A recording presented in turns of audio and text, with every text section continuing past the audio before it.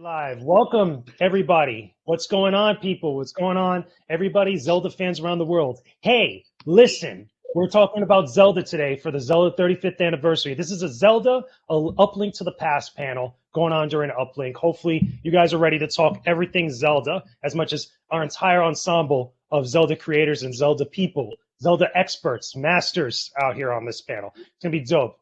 My name is Jakejames Lugo. Again, I'm a host. I'm a content creator. I'm a writer. I love Nintendo. I love Zelda as much as anybody else out there, like most of you guys do. And I'm honored to be sharing this panel or hosting this panel with all these great individuals that have done a ton of different things related to the Legend of Zelda. And we're going to talk about it, okay? Because we got some new stuff to talk about too, because we just had a Nintendo Direct recently at the time of actually talking about this stuff.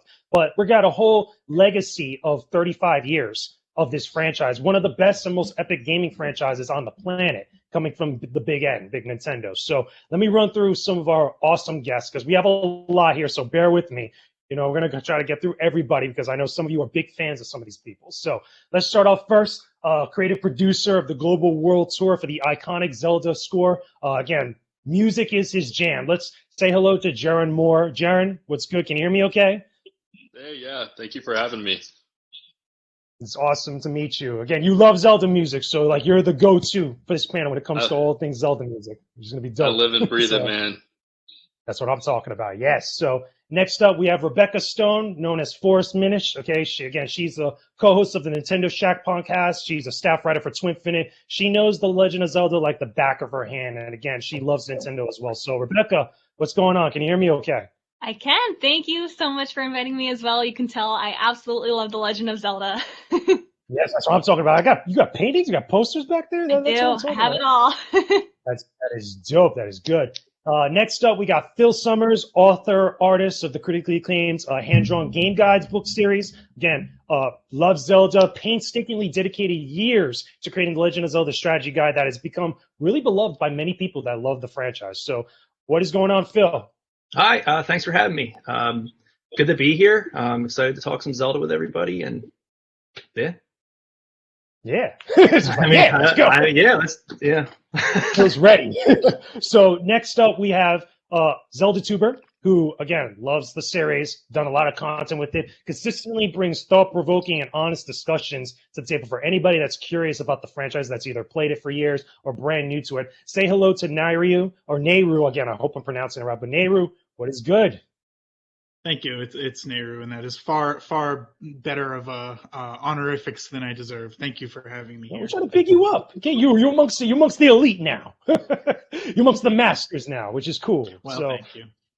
It's awesome. So next up, also we have Magical Cat. Again, does a lot of Magical Cat does a lot of different stuff. Again, was it a whole bunch of cosplays? You know, depicting Princess Zelda and Princess Hilda.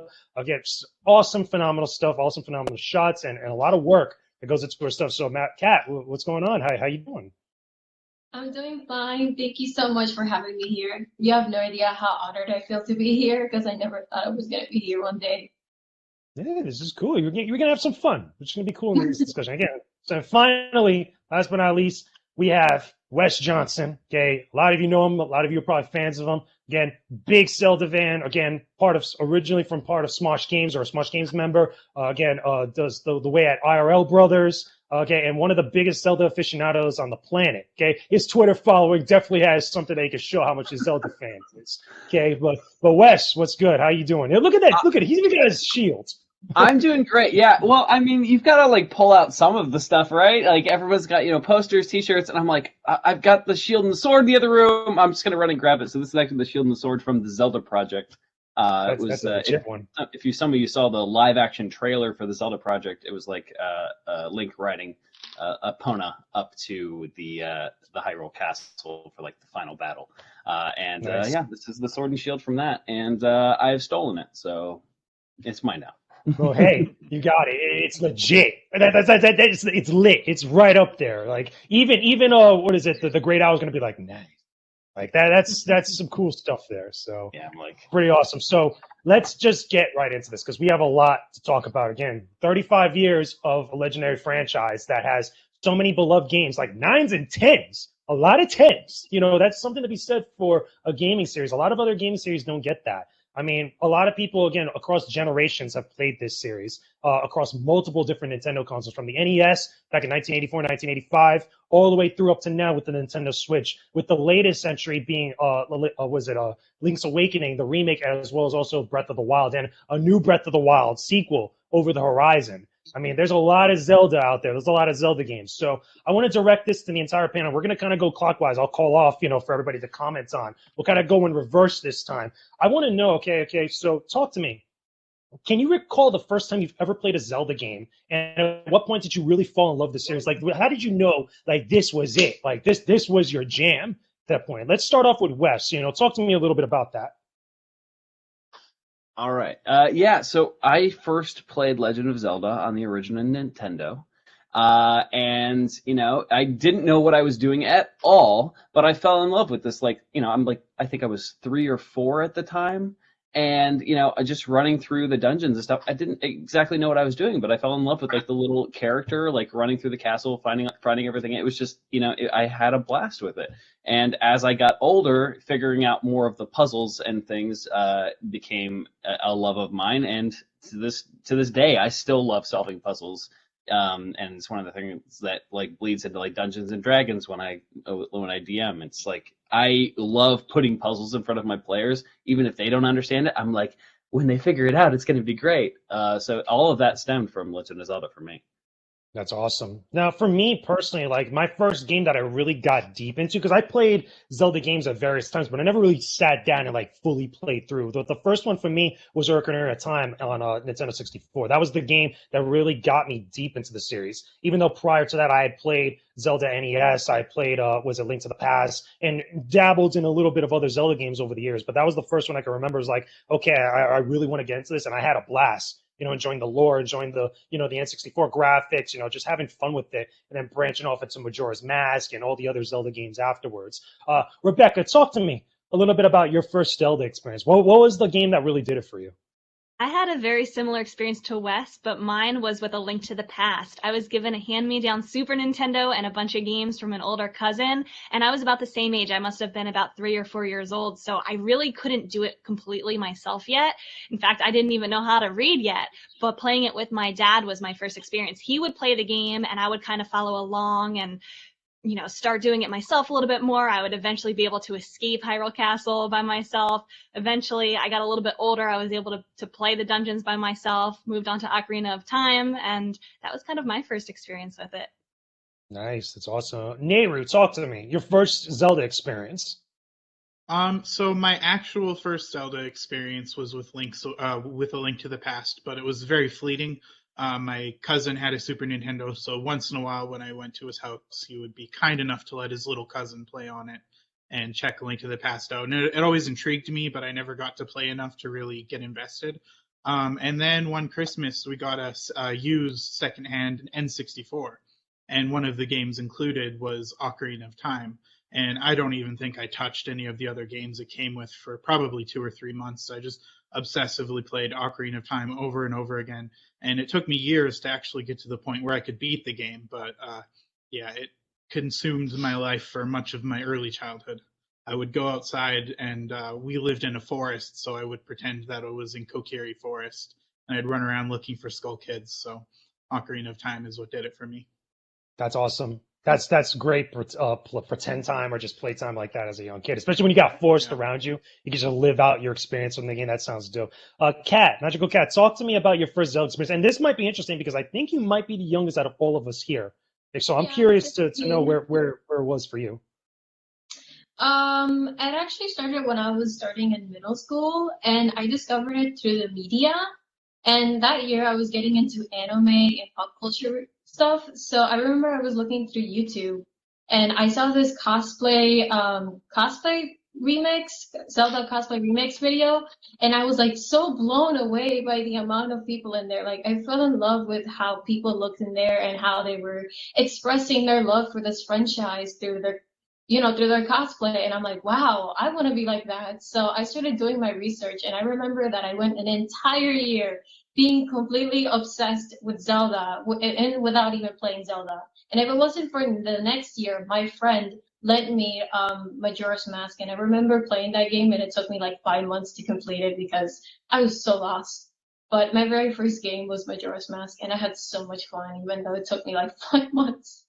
Yeah, Majora's Mask is a dark game. A lot of people love that game for a variety of different reasons. It does a lot of little changes up for the formula of the Zelda series. So, Phil, talk to me now. This one is another one that's interesting because I'm expecting start off with like first NES Zelda something because of your guides and stuff. So, talk to me. What was your first Zelda experience? Yeah, well, you're absolutely right. So I didn't know what a Nintendo was, but my brother had come home with one for his birthday.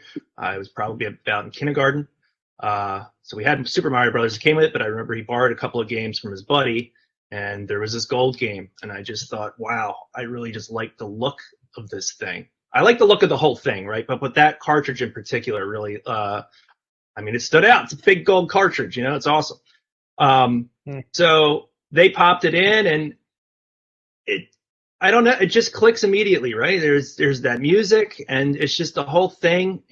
At that age, I played games. We had a Coleco and an Atari, but nothing like, they were very like passive. It was like passive entertainment for me, right? And it was kind of at that moment where it was just like, no, this stuff's awesome. Like this, I want to keep playing this kind of stuff. So we never actually owned the original Zelda. I didn't buy that till a little bit later, but it was one of those things where I would, if a friend had it, I would try and borrow it, or if I went to the video store, I would try and rent it. I love just reading about it in Nintendo Power. The Mario Super Show had the Zelda cartoons, so you had the cereal, so it was like you were kind of trying to live Zelda however you could at that point. And it always just stuck, and it never really went away with me. Once the Super Nintendo happened, of course, I moved on to A Link to the Past, and then Ocarina of Time was the first one I could buy with my own money, and once that happened, now I just buy every one that comes out. Yeah, and so there it is. But yeah, so that's where it started with me, the original. And then finally, Jeron, talk to me about your first Zelda experience. What was the one that really kind of set it off for you? Well, I think I'm probably the oldest one in this group, so it does date back to the original for me as well. I was probably 7 or 8. The NES had come out, and Zelda wasn't my first game, but I had gone up to visit my cousin Thomas in Oklahoma City for Christmas, and he had gotten the game, and he was set up. His NES was set up in his parents' room, my aunt and uncle's room, and we got on the floor and had our controllers, and he was like, "Dude, you have to check this out. This game is awesome. Look at this cartridge," did the whole routine and blew in it and stuck it in, and it was a ritual. And then he was like, "You play for a while. I've already gotten all the pieces of the Triforce. I have all the weapons. Like, got everything. Just go ham, have fun, and let me know what you think." So he went off into the other room, and I'm just playing it, having a good time. Like, he had already gotten to Ganon,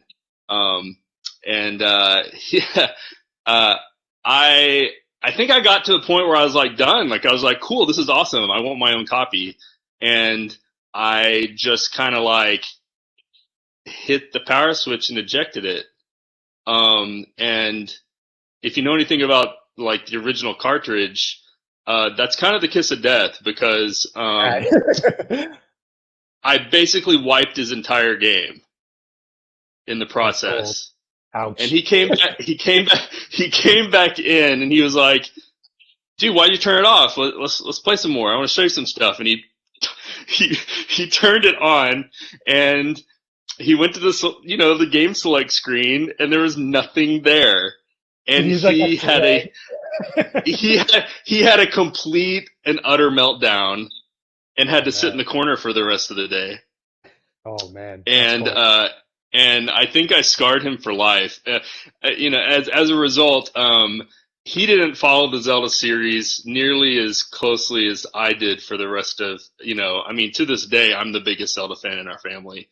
So he kind of created a monster with me. But yeah, that was my first experience. That's cool. I mean, it's not cool for him, but I mean, it's a heck of a story. I mean, I'd be feeling a certain type of way after that about you. You know, it's one of those things that's like, you know. But it's interesting that you bring that up and stuff, because now I'm going to jump through between pockets of us here, you know, groups of you guys, because I want to start talking about various different topics related to Zelda and within your own professional careers and your lives. You know, specifically, let's start off with Wes and Jeron here. I want to shoot it over to Wes. You know, a lot of you guys have built really interesting professional careers based off this franchise, you know, because of your fandom of it, you know, the way that you've interacted with other people who love this series, who've played multiple games, if not all the games that have come out to date, even the side spin-offs that some people don't like here and there. But like, it's something that you guys have related and had an affinity for, where you've been able to kind of, you know, be profitable off of it or get involved with some really interesting projects. I mean, with Jaron, again, you helped create an entire musical tour with this thing. And then Wes, you know, you're involved with some awesome types of like projects that you post online for other people. I mean, tell me a little bit about it. Did you guys think, you know, let's start off with Wes, did you think at any point like you would have a career or have some sort of professional backlog that's involved with this series? No, I mean, definitely not. I was one of the kids who grew up with a family who was like, oh, video games, you know, they're rot your brain sort of deal. They've since apologized, but like, you know, I played the Legend of Zelda on NES and SNES, and then I didn't really get into the series until I got a little bit older with Ocarina of Time, and I've probably beaten that game 80 times by now. All of my friends knew I love Legend of Zelda. I got a lot of them into it. And then, you know, as far as career stuff goes, you know, I didn't really think about it at all until I came out to LA, and I had worked a job in video games for a while. And I went to be an extra on set for a friend. Ran into a costume designer who was actually her thing is Firefly Path now, her Instagram and her handle, and she was like, "Oh, you like costumes and Legend of Zelda? I should introduce you to somebody." And that's when she introduced me to Sarah from the Zelda Project, and was like, "Hey, we have this thing. I would like you to be our link." And I'm like, "Oh my God, yes!" And she was like, "Have you ever played a Zelda game before?" And I'm like, Oh, yes, absolutely. And like, she grilled me. She did like a 20 questions on Ocarina of Time specifically. It's like, has this guy actually played, or is he just saying this to do the photo shoot? I'm like, no, I love Zelda. So it's impacted me. It's given me some of my best friends in the world, as well as got me really into cosplay. So I'm like very thankful for that, because I love cosplay. I love Legend of Zelda. And yeah, it's just given me a ton of really awesome friends and built an awesome community around it. That's awesome. So, what about you, Jeron? Because I think out of everybody here, you're the one that's not as much visual when it comes to the stuff that you created with, you know, with Zelda or with relation to Zelda. Because again, you're more music, like that's your jam. Like that, everybody else here is either, you know, with cosplay, with like, you know, visual material, visual media, and stuff like that. But tell me a little bit about, you know, did you ever think like you'd be really big into this with your professional career? Well, so with Symphony of the Goddesses, that was, and with the 25th anniversary symphony, which I also produced, we had a visual component to that. We had a large screen suspended above the orchestra, and we essentially I worked with Nintendo to direct and capture all that footage, and I edited it all myself. Into a narrative that synced up with the orchestra as it played through different pieces and told stories that way. So very much a visual component to that, and my background's in film and TV, so that was definitely leveraged some of what I love about that. But yeah, early on, certainly had no idea that I would have the opportunity to be involved with the franchise in the way that I got to be. It was kind of a pipe dream, and I had the opportunity to sort of pitch sort of my dream project with an executive producer I was working with, and he was just kind of like, "Really, Zelda? You think that would work as a concert tour?" He's like, "Tell me about that. Like, why is this so compelling?" And I'm like, Of course it will work. Like, people will love this. I would go see it.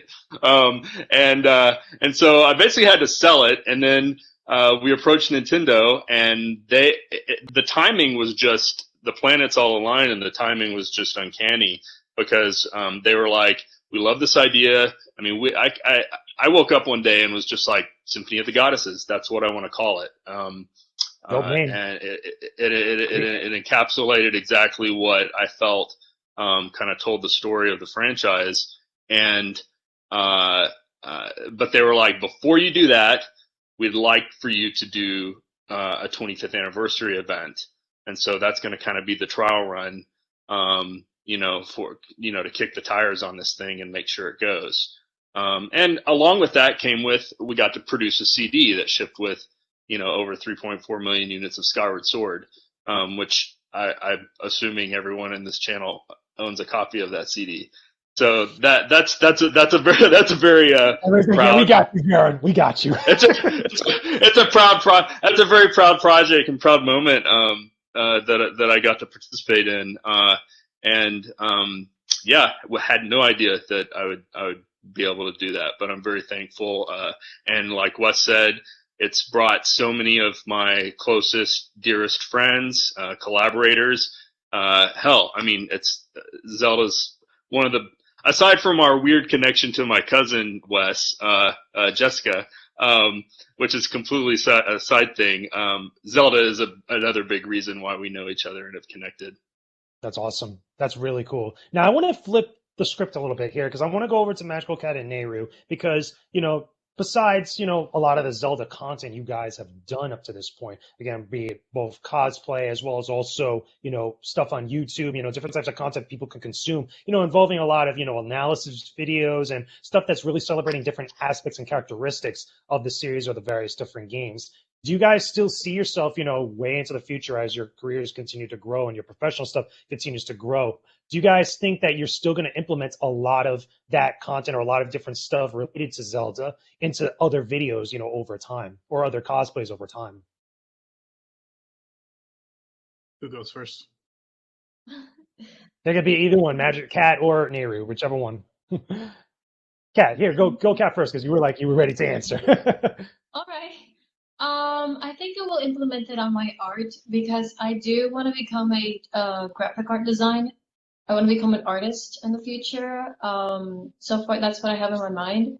And I feel like I want to implement a lot of Zelda into my art, and I would love to draw Zelda, because I remember that I would draw a lot of Zelda, and I want to draw it now, but graphically, because I don't know how to draw graphically, so I'm going to take classes for that. Cool. What about you, Nayru? Well, so first of all, I just want to, as a little aside, I want to let Jeron know that I've spent much of my university study hours listening to the CD that came with Skyward Sword. But nice. As for the question at hand, I'm in school right now. I'm a history major, and I'm like the end goal is to become like a history professor at a university. And truthfully, I don't know how much I'm going to be able to adapt Zelda into that, but I will never be able to separate Zelda from my career path, because a lot of what caused me to become interested in researching like civilizations and different groups of people and stuff like that was my fascination of the fictional groups of people and the fictional civilizations in Legend of Zelda. And so, spending from 14 to 17 years old, talking with people on the insider forums about trying to find out the history of the Gerudo, definitely completely translated over to my interest in real life historical people. And that will always be the case, and it'll be vice versa too, as I become interested in real life history from a career point of view. It causes me to then want to apply what I learned to the fictional races of Zelda. So that's my answer.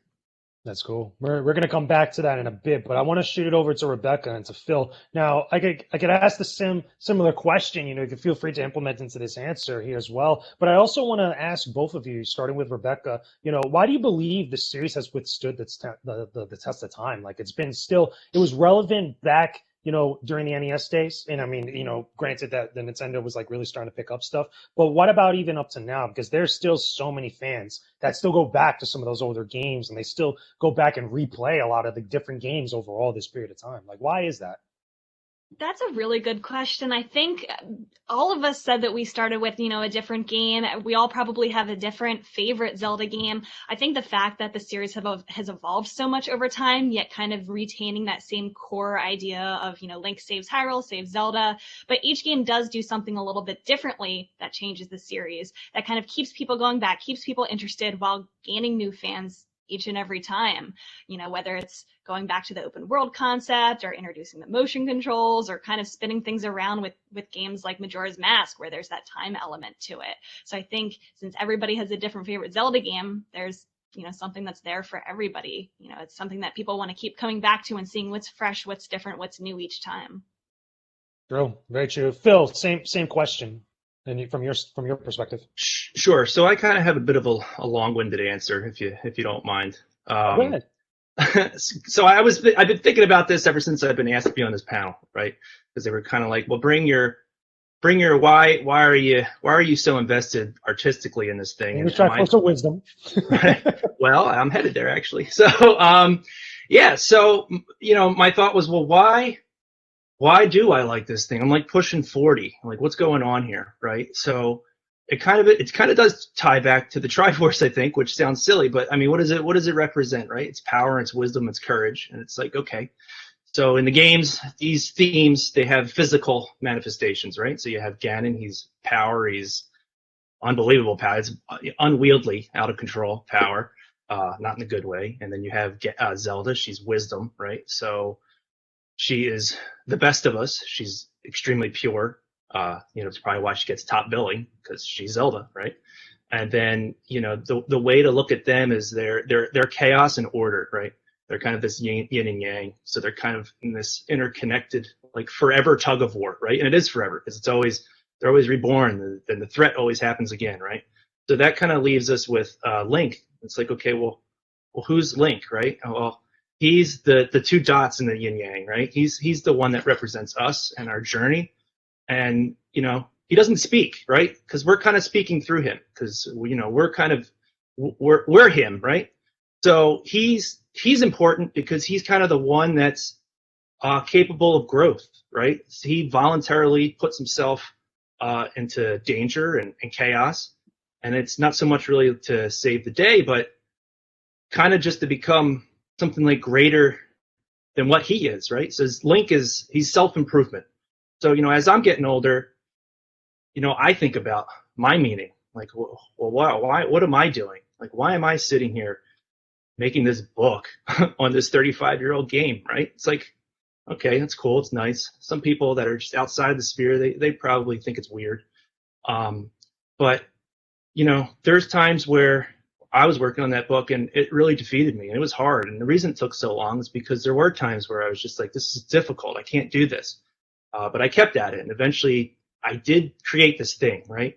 And in that process, I was dealing with chaos and order to make this thing. And I think a lot of people on this panel, they can kind of relate to that, right? We've all created something that had hardships that we saw through to the end, and it kind of put us through the ringer. And even if you're not a Zelda fan and you're just kind of watching this panel, well, and maybe you're not creative, but maybe during this quarantine, you gutted a bathroom and you replaced everything yourself. Or you're just training to be like the best athlete you could be, right? So it's becoming the best that you can of yourself, right? So tying it back to Zelda, I think the reason it kind of wins these fans generation after generation, and I'm seeing it all the time, right? I saw it with my nephews, and now I see it with my daughter. She's completely into Breath of the Wild. She's been playing it for 3 years straight, right? I think it's like these deep-rooted themes that we don't even really think about, but they come out in us into this way where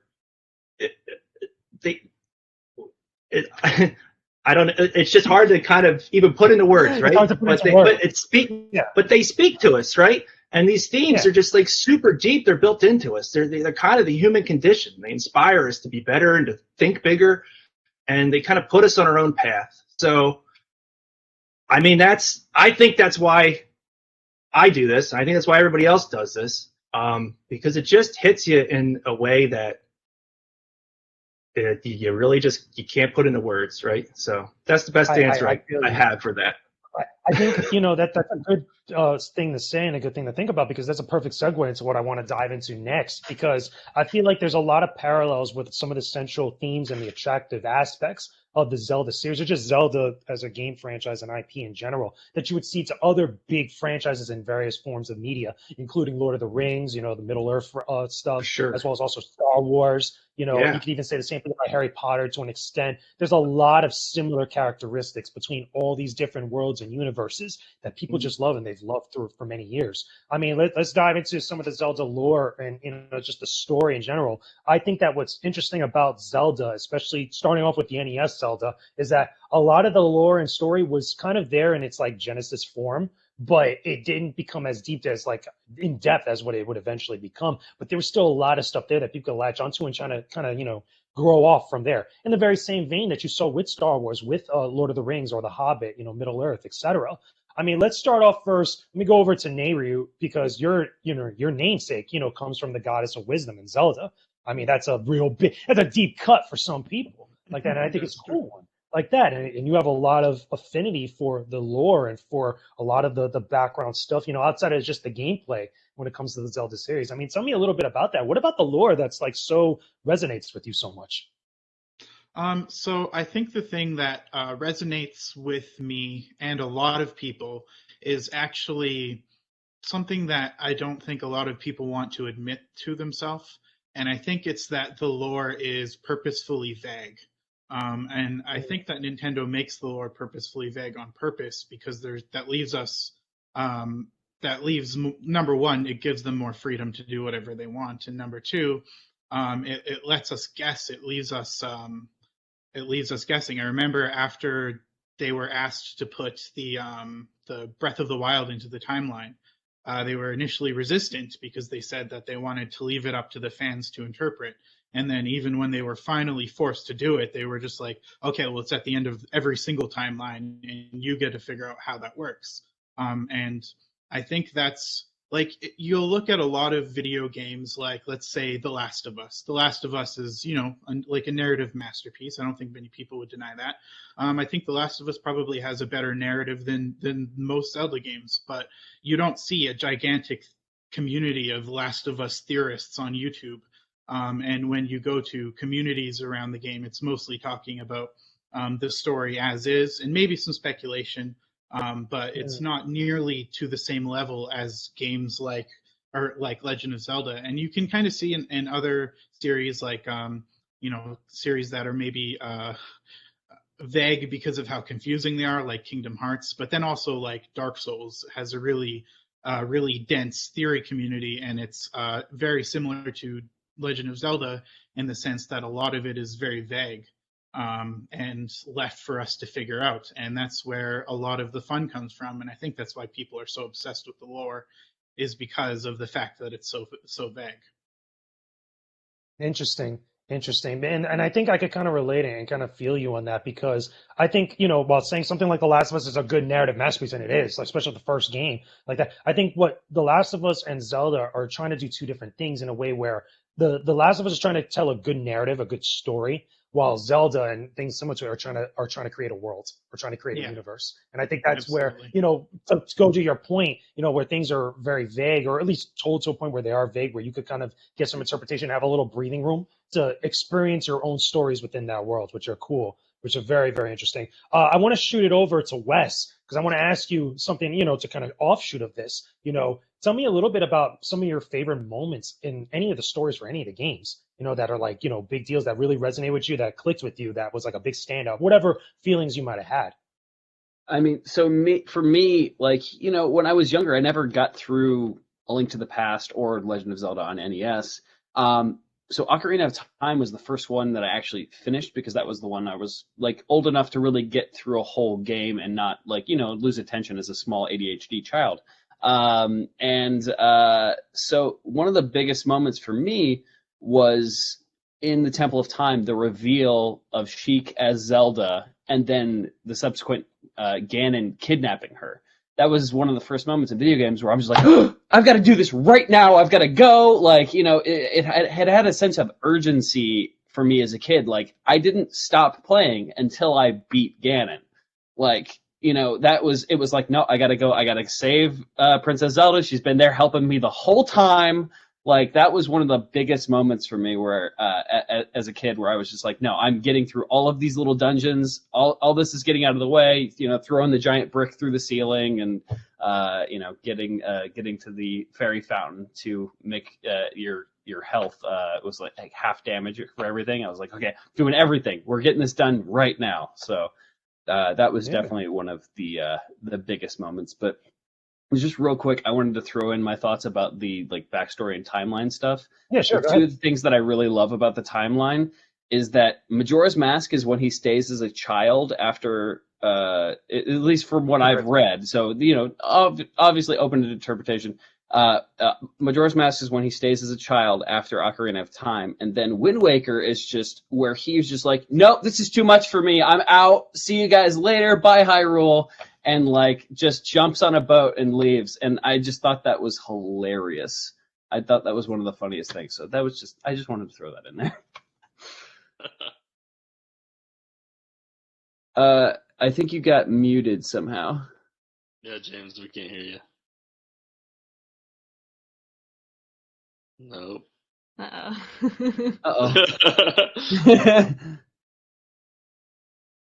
It's all good. I'll just keep talking about Legend of Zelda if you guys want. I mean, that's fine. I mean, I just, you know, so one of the first cosplay shoots I did was a Fire Temple shoot, and I was in somebody else's costume and wearing boots that were a size and a half too small for me, jumping around rocks and climbing stuff, because Legend of Zelda, why not? And I just remember I was so tired after the first day. All of them went out in Vegas and went to like a casino and stuff. And I'm just like, I'm just gonna hang out here. And the second the door closed when they left, I was out for like 12 hours straight. But it was still one of the best times I've ever had. Those are some sick pictures. Oh, it was so much fun. And then even recently, like my girlfriend is a huge fan of Legend of Zelda as well, and we just did a shoot in Utah in the snow, and it was I had so much fun editing the pictures. So now it's like it's getting me into doing so much more. Like Photoshop was something that was completely foreign to me, and now I'm like, yes, what can I do with this photo? So, you know, and There, can you hear me now? Is that better? yeah. You're good. Okay, there we go. I don't know, bugged out on me. No, I was gonna say I was gonna shoot the same question over to Jeron. You know, similar thing. You know, whatever moment that really stuck out with you from any of the games in the series. You know, in a similar way to Wes had his experience. You know, anything that was really like a big standout moment for you. Oh man, you know, for It's a me, tough I question. think, well, you know, I guess I'll just go with what immediately comes to mind. So the original Zelda and Adventure of Link, which, I mean, that's a whole other conversation. That's a great conversation. Uh-oh. Yeah, you're good. You're good. Sorry. Can you guys hear me? You're good. Okay, I'm sorry. I interrupted. Well, It was my we're all fault. good. Problem with having an iPhone and a Mac. No. Problem with having an iPhone and a Mac connected to each other. A telemarketer called and like took my screen away. No, we're talking Zelda. I know, stop it. So, you know, the original Zelda and Adventure of Link, I felt kind of like prepared me. You know, like those aren't my favorite Zelda games. I think my absolute two favorite Zelda games are Link to the Past and Twilight Princess, and then I mean Wind Waker and Breath of the Wild come in there too. But my all-time favorite that I kind of felt prepared for, like this was the arrival of Zelda for me, in its ultimate form, was A Link to the Past. I felt like Nintendo had been building up to that. Like they finally had the technology, you know, with the Super NES to to achieve and fully realize the world of Hyrule the way they originally wanted to. They were able to flesh out characters. There was certainly a lot more writing involved, a lot more exploration. The puzzles had a lot more depth. And so, but the thing that really stuck with me with that game was the flip to the Dark World, and just this whole idea that as big as Hyrule was, and as sprawling as it felt at my age, as you know, I think I was like maybe 12 years old when that came out. As big as that and colorful as that felt, you know, realizing that there was this whole other version of that entire map to explore that was just flipped upside down, and that just blew my mind. And I feel like that's kind of a at least two or three of the games, it has been an idea, kind of a concept that has persisted. Certainly with certainly with Ocarina of Time, with the time travel, but also with Twilight Princess. And Twilight Princess felt like a sort of like it took so many of the concepts from Link to the Past and transferred them to sort of a more, like, put them through the lens of Ocarina of Time, matured them up, and, you know, plop, we had Twilight Princess. So, but yeah, it's just that whole idea. Facts. And it's funny that you mentioned that with the Dark World, because I even remember when I had to do a review of it for my own YouTube channel, I remember just thinking about it as like, that was like the first moment in the series where I felt like the game was like, you went through a whole bunch of stuff dealing with the early portions of the game. Then once you hit to the Dark World section where you go into it, it's like the game was telling you, but wait, there's more. And I felt like there was a couple games that did that same thing. Like you got that same moment in Ocarina of Time when after you first become adult Link, like that was that moment, was like, oh my God, there's all this other stuff I have to go check out. And it's right. a thing I felt like in other games eventually down the line, which I think is very freaking cool. Now, I want to switch it over. No, go ahead. Yeah, go ahead. Oh, no, I was just going to say, I was just make a joke like, but wait, you're a rabbit, you know? But wait, you're a rabbit, man. And there's all these other stuff you get to go see. Like, it's kind of cool.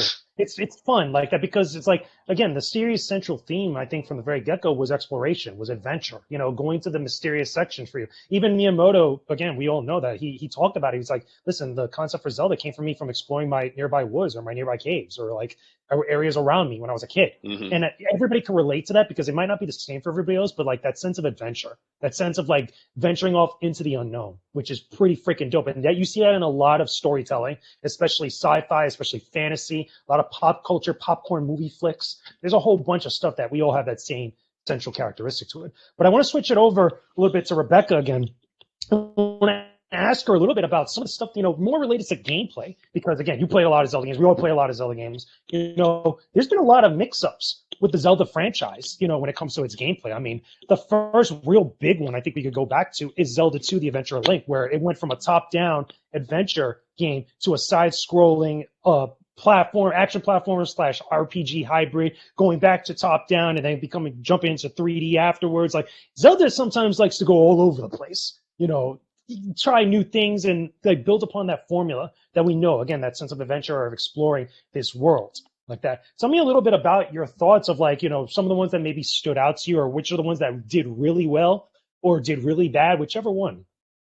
I think that's one of the great things about the series too, is that Nintendo isn't afraid to try new things with it. They're not even afraid to lend it out to other developers in some cases. They've given a couple of the games to Capcom to create. We see some spin-offs. We recently saw Cadence of Hyrule doing the whole rhythm game aspect of it. So I think that's one of the great things, is that they're not afraid to try new things with it. And sometimes they're for better, sometimes they're for worse. But I think it's hard to say when they're for worse, because I think all of these things appeal to some people. Maybe you weren't the biggest fan of the motion controls in Skyward Sword, but to some people, they thought it was the coolest thing ever to be able to swing your sword like Link. Exactly. The touch controls on the DS game, they had never been able to do that before. And sure, that was a different way, and maybe not everybody clicked with it, but it allowed for brand new puzzles that have never been done before. Just so many different, kinds of mechanics that they're introducing, like in A Link Between Worlds, able to taking that different take on the dark world that A Link to the Past introduced, but you get to merge with the wall and create new puzzles in that sense. So I think because they're not afraid to try these new things, it creates these new fresh experiences every time, and each game builds upon that, I think, to keep getting better new ideas. And I think it just kind of keeps that interest in the series and makes a different favorite Zelda game for everybody. And to kind of, sorry to interject, but just to kind of acknowledge that's just a very Nintendo thing. Always innovating, always trying to bring something fresh to whatever game they've got going on, whether it be a Mario game or a Zelda game, or they even tried it with Star Fox Zero. But yeah. And I think you're right, like with the new consoles, maybe they put a twist on Wind Waker, for example, when they were able to use the gamepad on the Wii U to use the map a little bit better. You're right, they're always innovating and finding new ways, and I think it makes the series better for that. And you're right, not just Zelda, but everything. Uh-oh, Jake, I think you're muted again. Yeah, definitely some of the innovations I love. I love motion controls for aiming the bow and arrow, because the N64 joystick was not exactly the kindest most of the time. Going back to some of those older games, I feel like we're so spoiled now with the motion aiming. Oh yeah, it's fantastic. The first time I played Twilight Princess, I was Wiimote and nunchuck, and I'm like, oh, shield bash, and I can. Okay, this is great. I love all of this. I feel like I'm, obviously mini form, but actually sword and shielding stuff. And I was just like, yay. And the good news with that, if it didn't click with you, maybe that mechanic didn't quite fit with you. The next Zelda game, you think there's going to be some kind of new mechanic or new kind of gameplay that you can look forward to that maybe they haven't tried yet that you might like even better. Yeah, absolutely, and that's one of the things I really love about it, is that they're constantly switching it up, and that's how they're also building an audience as well. It's getting more people into the franchise, which I always love, because going to a convention and dressed up as Link, or even just wearing a Link T-shirt, you get people like, I love Legend of Zelda too, and you have a whole conversation about that. And there's a lot of like fandoms out there, but I've never really met too many people that are like, you can't be a Legend of Zelda fan because X. They're just like, I love Legend of Zelda too, which has always been great. I had a couple people that was like, hey, you're too tall. Back in, Jake. But I think it works. Yeah. Yeah. Can you hear me now? It's all good. Yeah. Okay. Yeah. No, I had the best segue too. I was on point too. But what I was going to say next is that I was going to come out and say is that it's interesting that you bring that up, because it tells something about the pedigree of the series, of Zelda in general as a franchise, where even the stuff that doesn't do as good as other aspects that get introduced into it as each subsequent game comes out, that it's still something that a lot of people like, or a lot of people enjoy in some way. Like, again, I still say that Zelda 2 on NES is probably one of the more underrated Zelda games, where like a lot of people don't like it because of its, jumping from top down to like side scrolling platformer, at least similar to like all the platformers of the era. And this thing also goes like Skyward Sword with the motion controls. And the same thing also even with Four Swords. I love multiplayer Zelda. I think multiplayer Zelda and Four Swords, I think it's an awesome idea, and I would love, they tried to do it with Triforce Heroes, the idea of the Triforce where there's the three of you working together, but just that idea where you're going through a puzzle or a certain section or area and exploring with friends, I think that's something that's fun. And again, it's just something that's like brand new, might have not worked out to the highest echelon like other Zelda games did, but it's still good, where people was like, there's a high pedigree of like quality there, which I think is pretty freaking awesome. I think it's pretty dope. I want to ask Phil something similar. Is like, again, like, tell me a little bit about, some of the games that have stood out to you, again, as someone that's had this wide scope of like practically every Zelda game, at this point. Yeah. I mean, what is the gameplay elements that really kind of like, really resonate with you? So, kind of going to Rebecca's point, I like how they all have a little something different, right? Like, it's almost hard to pick a favorite. And then some people have their favorites just because of some one specific element maybe in this game, that they really liked, whether, maybe they really loved the motion control in Skyward Sword. Maybe they just thought that was awesome. I actually did think it was awesome. But, so for me personally, though, one of the coolest, like, Zelda moments I guess I've had recently was just Breath of the Wild, with playing that with my daughter, because it brought back a feeling that I loved with the original ones, was just talking with people about where were you? And, oh, I found this little thing here. So that world was so big that she was kind of going in her own direction, and I was going in my own direction. So, and we would watch each other. She'd be like, oh, Dad, I found this. And I would tell her I found this. And I just loved communicating with her and just kind of like almost bonding over that game. So that was kind of like a standout thing for me for sure recently, and I know that's not like a gameplay innovation or whatever, but just because of the way that game was built, it just kind of encouraged that kind of conversation with people.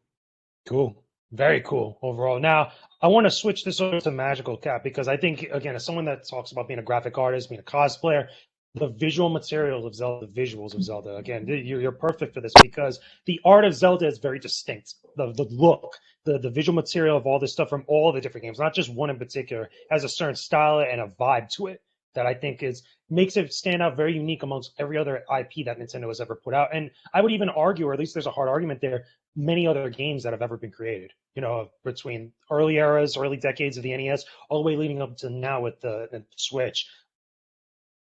Yeah, I absolutely love Zelda's art style and how it evolved throughout the years. Because the art style was like originally kind of cartoonish looking, and now it's like this, beautifully made characters. Like we went from a Link looking kind of silly to Link looking kind of hot. And I really love the art style, honestly, and the way that it evolved throughout the years. And also, I absolutely love the CDI game art style because I like to make fun of it. And yeah, I loved how it evolved throughout the years and everything. He's having a problem again. If I can interject, while he figures it out, the one thing that I think is cool about the art with the Zelda games is they usually change it up so much, right, between each game. Yeah. And they can make it look like a little tiny cartoon, or they can make a Link look like this adult. And I mean, they've never gone totally photorealistic or whatever, but I think because of just the themes that are consistent throughout that game, like it gives it this unique way to where they can do all these things, but it always feels the same. And I think that's one of like the magical things about the series is that no matter what it looks like, it always feels like Zelda, and it always has like a comforting feel. So I think that's one of the more special qualities about the series that I can't really think of many other mainline series that do that. Mm-hmm. Yeah, definitely. There you go. Can you hear me now? It's the app, the service that keeps disconnecting my mic for whatever reason. It wasn't doing that earlier. But that's some interesting points and some interesting stuff because like I was saying, I think that the visual material for Zelda is just so distinct. It so stands out. Like again, the icon even on your shields, Wes, like the Hylian shield, just the Triforce with the Skybird on there and everything else. It's like it sticks with you instantly. It's recognizable as Zelda. Again, I even have it on a shirt. Like it's just something that like it's that iconography that I think is going to really persist like across time like that, which I think is very cool. Let me ask Nayru, like, do you think like a lot of the iconography or just the visual stuff has really helped, as far as you resonating with a lot of the lore and a lot of the story stuff and the analysis things that you do with some of your videos? Yeah, absolutely. One of the things that sort of is most impressive with the Legend of Zelda, like iconography, is their sort of mastery over creating symbols. Like if I was to ask you what's your favorite symbol from Legend of Zelda, you probably have an answer and you probably have a reason for that answer. Whereas there are very few franchises where I feel like I can do that. Maybe like Star Wars, if I asked you, you probably, I love the Imperial crest or I love the Rebel crest. But with Legend of Zelda, it's like, what's your favorite symbol? And it's like, I love the Gerudo crest. I love the Hylian Loftwing symbol. I love the Triforce. Each of the goddesses has a symbol. Hylia has a symbol. And that's something that's always really sort of fascinated me because the symbolism of the game is sort of where the art, like the symbols in the game is sort of where the art is directly tied with the lore. A really good example recently is in Age of Calamity, the main villain, without getting into any spoilers, the main villain has a Gerudo crest on him. And just the fact that he had a Gerudo crest on him was enough to cause, probably 50 YouTube videos speculating, oh, is he tied to Ganondorf? How is he tied to Ganondorf? Is he a Gerudo? Or is the Gerudo symbol just there for looks? And there were like fleshed out arguments on both sides, and all of that just from a single symbol. And you can see a much of the same thing with people's sort of research into the Zonai and using a lot of the Zonai symbolism to try and tie it back to the interlopers or to the mask cult in Majora's Mask. And it all just comes from these excellent, really attractive, and more importantly, evocative symbols that Nintendo puts in their games. I don't know how they manage to make them so distinct every time, but it's pretty incredible.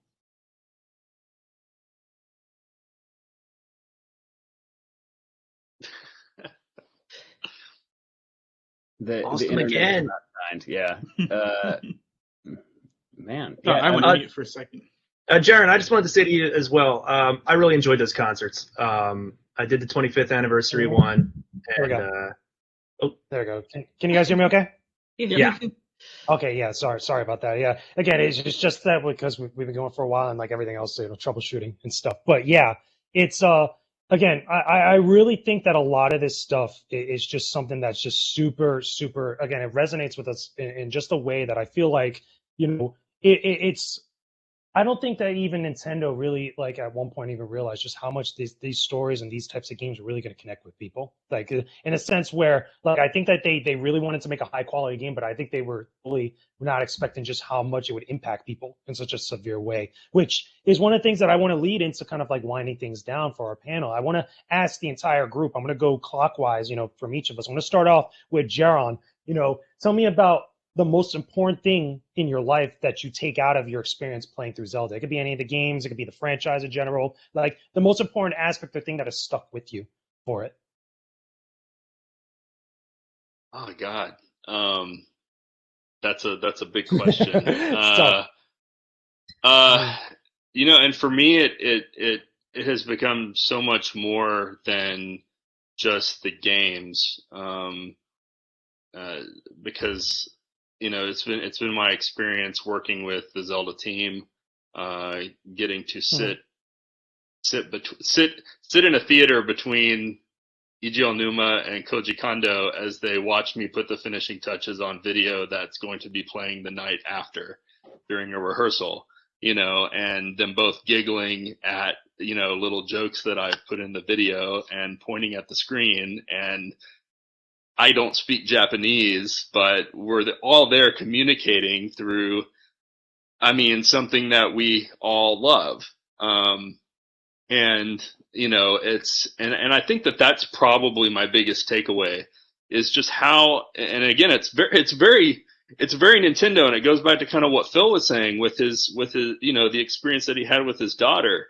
And I wanted to interject there because I really connect with that. And that is connection. And that all goes back to Link. Link's our connection to the game. He's the game's connection to the player. And I think that Zelda is just it's become such a connection for all of us to each other.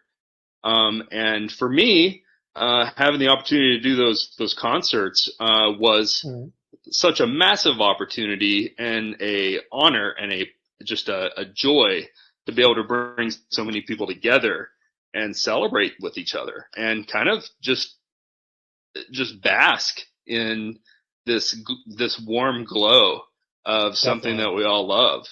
And it's just, I don't know, I get very nostalgic about it, and I long to bring those moments back to people. Because I think there's still a lot left to explore. And so definitely fingers crossed, hope we can do that someday. I agree. That's dope. Let me go over to Phil with the same question. You can even throw in there as well, where do you want to see this Zelda series go within the years to come, like within the next 5, 10, 15 years? Like where is this kind of like map out for you? I kind of like to see it stay the same. I think that's been kind of one of the tricks to it this whole time, right? Is and I don't mean exactly the same, but Mm. I think that's why it connects with everybody, right? Because of just going back to my answer earlier, it just has these reoccurring themes that always resonate with people.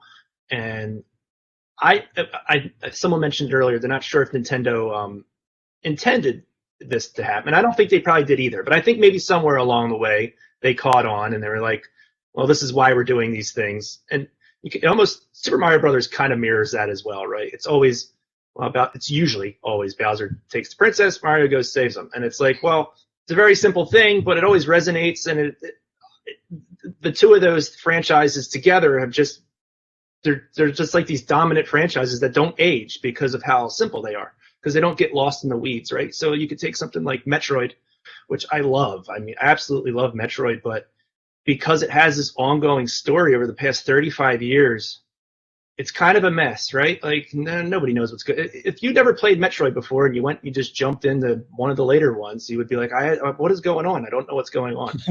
So, because it's just such a long thing, right? So, I think that's what's made them so enduring. Because then, like, the new Metroid comes out and it's like, it'll do well and people will buy it, but I just think it's so lost in itself that it can never be what those two are, right? So, I think the way forward with Zelda is to just kind of continue the trend, because it's proven to work for 35 years. Absolutely. Yeah, interesting. So I'm going to shoot it off the same thing over to Rebecca. Again, same thing. Where do you want to see it go in years from now? What is the one thing that has stood out with you in your life, or at least stuck out to you the most with Zelda? The thing that did stick out, I want to start off with, I really resonated with what Jeron was talking about, and I actually did go to the 25th anniversary concert. Amazing experience. I loved it so much. When I was there, actually, I was in high school when I went to it, and I ran into one of my classmates who I had no idea that he loved The Legend of Zelda. He had no idea that I loved The Legend of Zelda. And so I think just realizing how much, community aspect there is around the series and how it brings people together. We were talking about that before the panel went live, just what this series does to connect people and bring people together, I think is a huge aspect of it. And then going forward with the series, I love when they innovate and try new things, and while kind of keeping that same core gameplay of what the series is and what that story is, seeing what they can do with it, how far they can go, how can they keep us interested, and then I always love when they throw Easter eggs back to old games as well, for those longtime fans, and kind of rewarding the people who've played lots of the games and have been with it all this time, while making it appealing for new fans as well. True. Very true. Nayru, let me ask you the same thing, but also, throw a little bit something different. Tell me a little bit about, have you been able to cherish a lot of your time that you spent, so much time, especially, making content about Zelda, playing the games and coming up with stuff, that you've created, throughout your entire career up to this point. I mean, same thing. Give me some of your thoughts on it. So the thing I will sort of always take away from Zelda, and I think the thing that will probably always be there is actually, I'm just going to steal from Rebecca, is that sense of community. The very first time I ever made an internet friend was on the Zelda forums, and on the insider boards. My real life friends, a lot of them I met through Zelda, and even nowadays I'm meeting tons and tons of people through Legend of Zelda. I'm in part of a really fantastic YouTube collaboration group called Sheikah Squad, and those four guys are some of the coolest people I've ever met in my life, and I met them just through the silly YouTube Zelda channel I started. And I hope that when I'm an 85-year-old man walking around the seniors home, I'll be finding other seniors who are big fans of Legend of Zelda, and we'll just be bonding over that.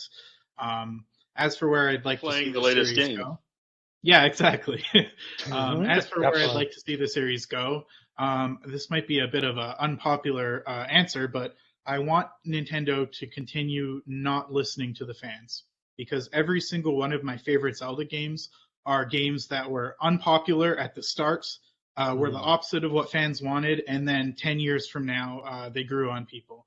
So Wind Waker, everybody knows that the cartoon graphics were disliked at first. Skyward Sword. First, yeah. Yeah, same thing with Skyward Sword, the motion controls. Phantom Hourglass is one of my favorites, and the touchscreens were pretty derided at the time, and all of those games have since got pretty big followings. So I want Nintendo to continue doing what they want to do with Legend of Zelda, not what we want them to do. Agreed. That's what I would like to see going forward.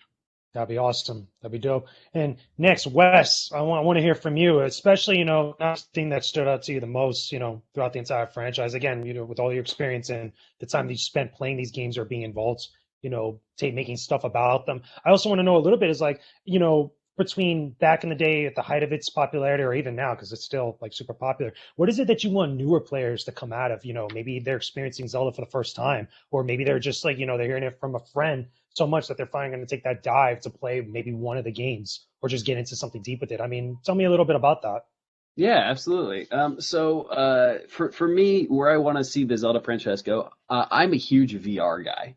And if I can have a Legend of Zelda VR game, like, there have been some like cool modded stuff, from different players. You've got the VR games where you can have the sword and shield, and they mod in, the shield and the Master Sword, and that's kind of cool. But I want like a Nintendo VR Legend of Zelda game, like even if it was imagine a remake of Ocarina of Time, but in VR.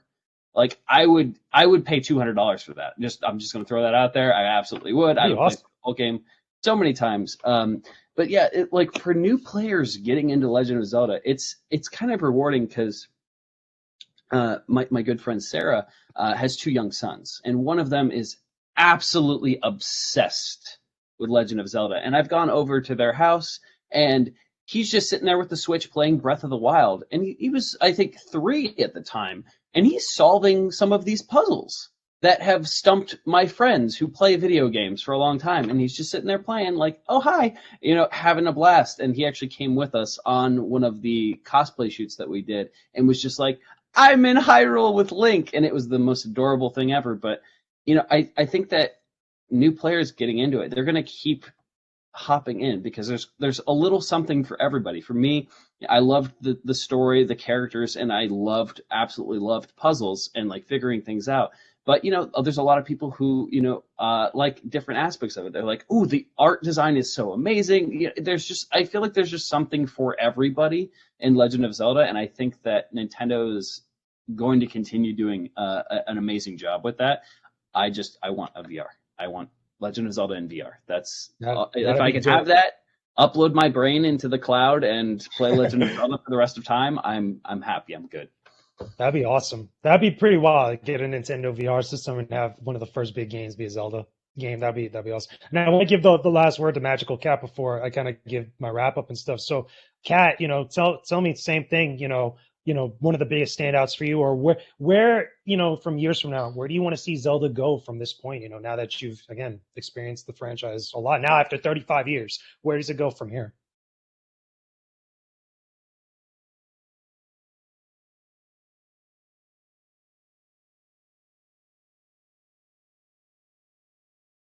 I think you're muted. Hold on. I can't hear you. Yeah, I think you're muted. I was Cat, you're muted. Cat, you're muted. You probably had the same thing happen to me. Yeah, you just gotta fix your mic. Don't worry, it's all good. It's just a thing. Yeah, just fix your mic in the settings. It's like that. Yeah, no, you're good. You're good. Just keep talking. Keep fixing it so we can hear you talk. But while you're doing that, while you're fixing and stuff, yeah, I think that a lot of you guys brought up some very valid, interesting points, especially, after so many years of Zelda just being such a big, impactful thing for not just fans, but just even for the games industry as a whole. Like, there's been a lot of games, from other studios that have been influenced by Zelda, that have been very much hyper influenced by Zelda. That's like, to the point where a lot of copycats stuff has happened, but also a lot of stuff that even Zelda as a franchise have probably picked up from other franchises that have been implemented and iterated even further to do even much more greater experiences like that. I think that really also is telling about the series, its relevance and also its importance to a lot of people, because a lot of developers that I've spoken to over the years have been influenced by a lot of Zelda games that they got into game development because of the Legend of Zelda, which is a big deal. Kat, you good? You're good with your sound? Yeah, I think you gotta go to the sound settings for your mic, because again, it's the what is it? It's the sound settings in the what is it, microphone spot that you have to adjust because it's just the software and stuff. Because again, we've been going for so long. There's so many people. The whole thing's going going crazy. But it's all good. We're doing this live for you. But while she's fixing that stuff, Jeron, tell me one other thing that you want to see from Zelda moving forward. I think it was a really interesting move for Nintendo to. Can you hear me? Yeah, now we hear hear you. her. We got her. Okay. Okay, cool. Thank God. Okay, no, you're good. You're good. So I yeah, was getting let's get your nervous. last word in. Same thing I was asking. Wait, give me a sec. No, we hear you. You're good. Okay. You're straight. I'll let Kat go first. Yeah. Wait. Yeah, you good?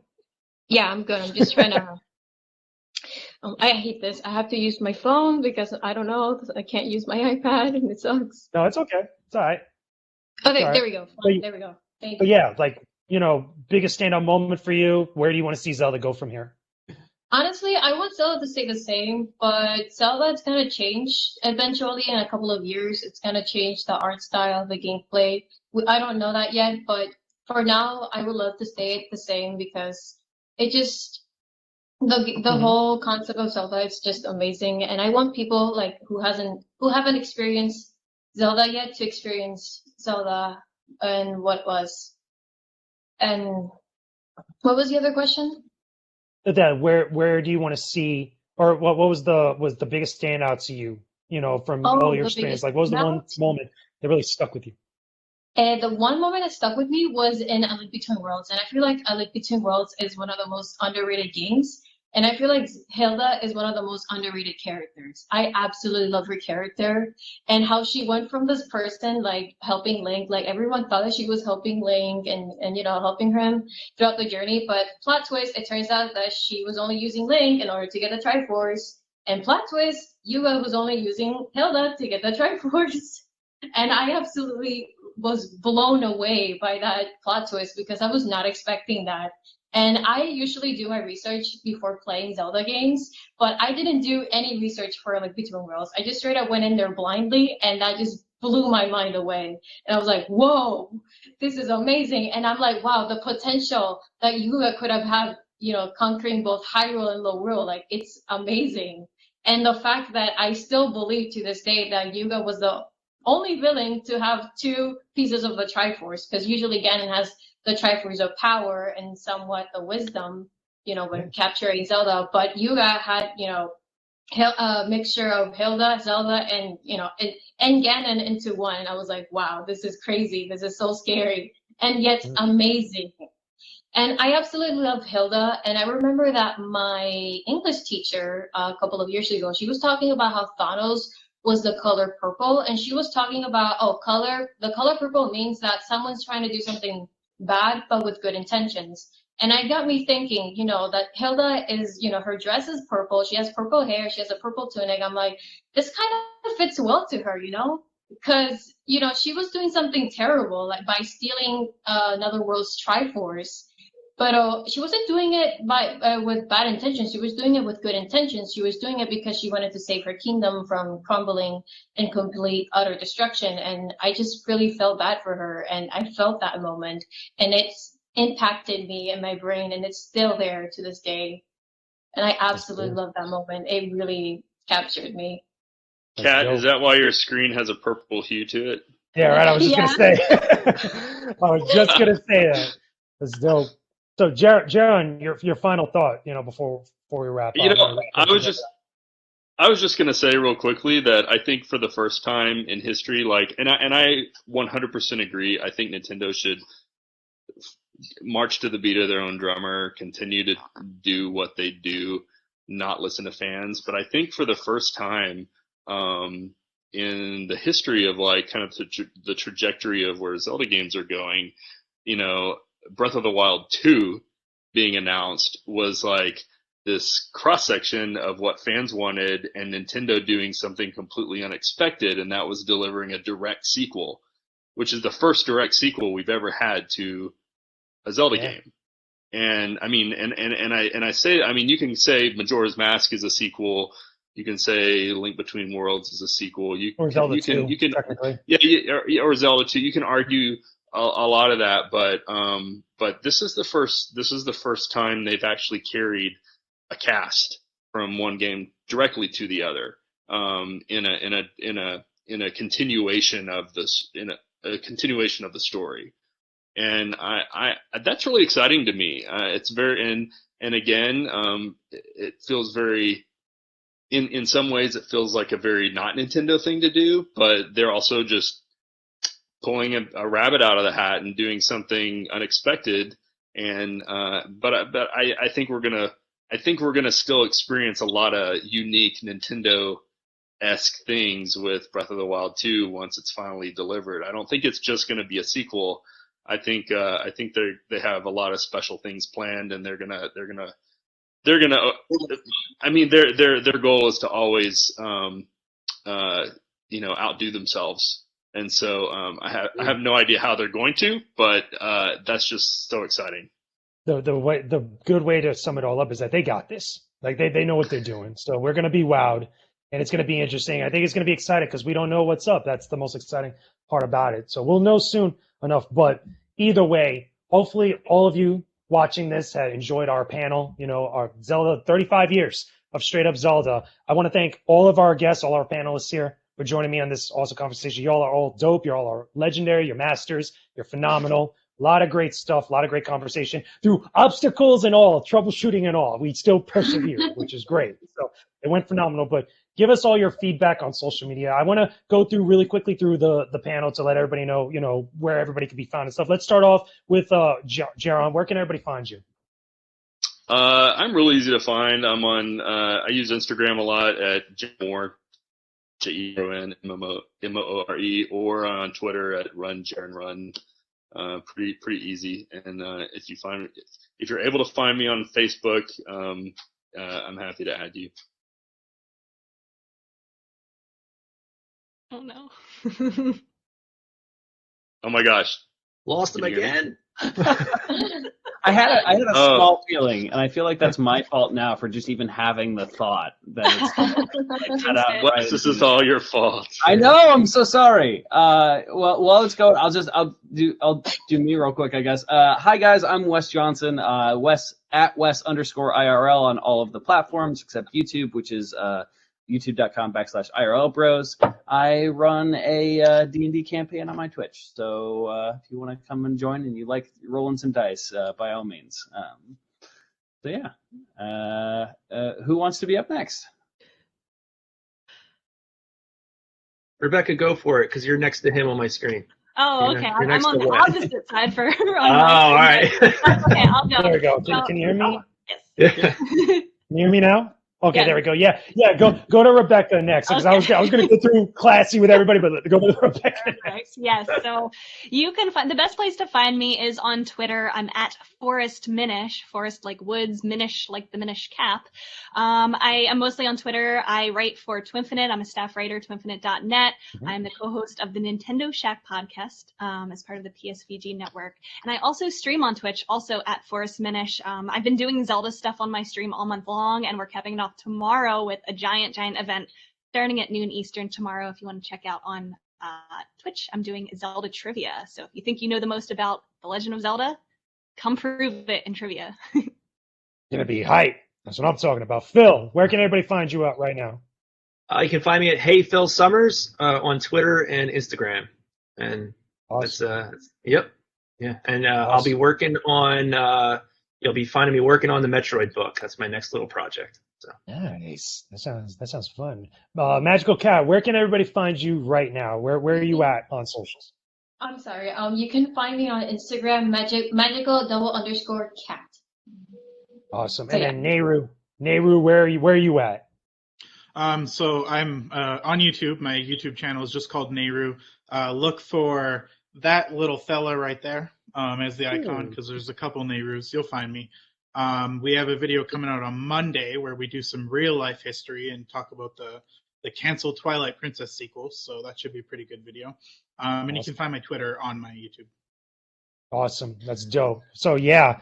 Oh wait, can you guys hear me again? Am I good? Good. Yeah. You're good. Okay, You're yeah, good. okay. I want to make sure. Okay, so yeah, and you guys can find me on YouTube, youtube.com/GamersWithGains channel. on Twitter at Jakejames Lugo, on Instagram at Jakejames Lugo. Hopefully I stay connected to all of you great people. We continue talking about Zelda stuff or just game stuff at some point, and you all that are watching this connect with all these phenomenal individuals. So thank you so much for tuning into our panel. Hopefully you guys are still checking out the rest of uplink, and we will talk to all of you again very soon. Thank you. Thank Thanks, you. guys. Bye bye. Thanks for having me.